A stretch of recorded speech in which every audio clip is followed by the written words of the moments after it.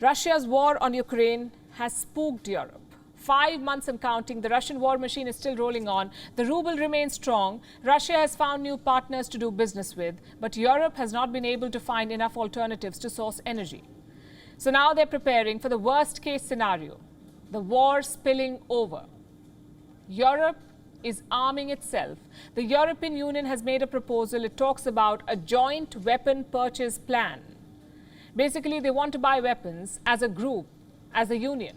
The proposal is worth more than $500 million. This money will be drawn from the EU budget.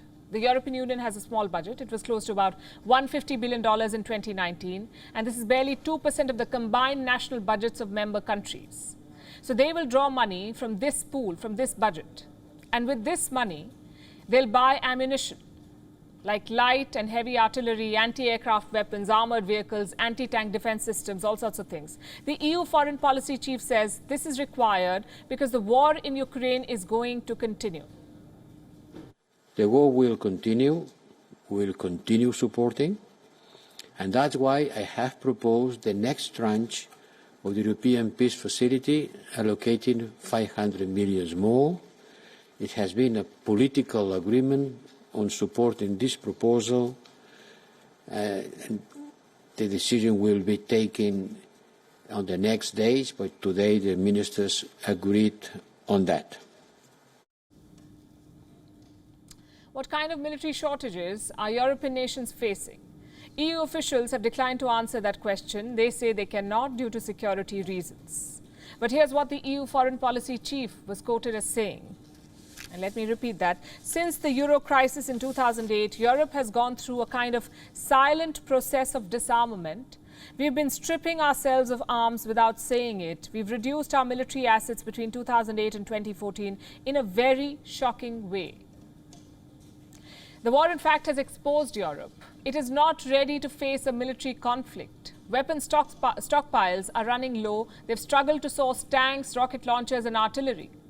Russia's invasion prompted them to boost defense spending. EU states have announced an increase of close to $200 billion, and this figure looks big. But it comes after years of cost cutting on defense. In the last 20 years, the European Union's combined defense spending rose by just 20%. Compare that with the US, a rise of 66%. Russia, a rise of 292%, and China, 592%. So Europe's figures fall woefully short.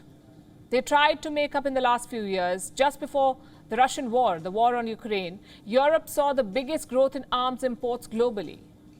This report is based on a study by the Stockholm Institute. Between 2017 and 2021, arms imports to European states grew by 19%. These states accounted for 13% of the global arms transfers. One of the biggest shifts has been seen in Germany. It announced a €100 billion military modernization fund. Germany's first big purchase as part of this plan was the American-made F-35 fighter jet. It is capable of carrying nuclear weapons. In fact, this is expected to be the trend. Europe is looking at the world's biggest arms supplier to replenish stocks. Reports say American defense manufacturers stand to gain the most. And almost in tandem, the US State Department is said to have approved a $1.5 billion plan for weapons sales. These weapons will be sold to NATO allies, which includes most of Europe. Now, it's not clear if these weapons will be bought by member states or by the European Union jointly. And that's another area where Europe needs to work, this joint defense policy. The European Union has a defense budget. It was supposed to spend 35% of this budget on joint projects. In 2022, only 11% was spent jointly. What explains this gap? Politics. Member states in Europe want to control their defense policy. They don't want to surrender it to Brussels. Though on paper they do have a common policy and they're committed to that common policy. In fact, the EU launched such a policy back in the 1990s. The likes of Emmanuel Macron have been pushing for a European army, but none of it has seen progress.